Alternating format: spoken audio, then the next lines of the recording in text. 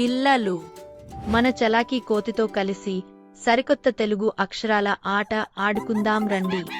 మొదటి పదం మన అందరికీ ఎంతో ఇష్టమైన అమ్మ. రెండవ పదం తీయగా ఉండే అనాస పండు.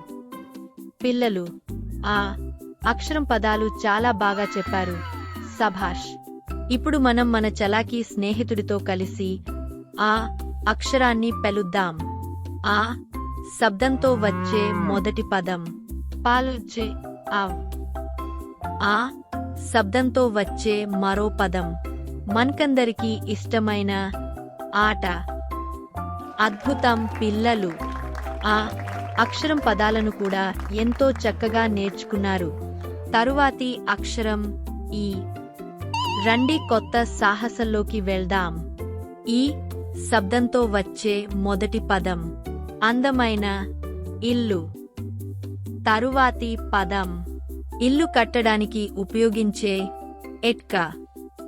ఆకాశంలో రంగురంగులుగా మెరిసే ఇంద్రధనుస్సు. ఇప్పుడు మన చలాకీ స్నేహితుడు ఈ శబ్దంతో మిమ్మల్ని ఆశ్చర్యపరచబోతున్నాడు.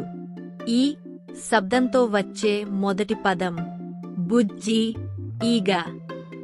తరువాతి పదం పక్షి రెక్కల నుండి రాలిన మెత్తటి ఈక.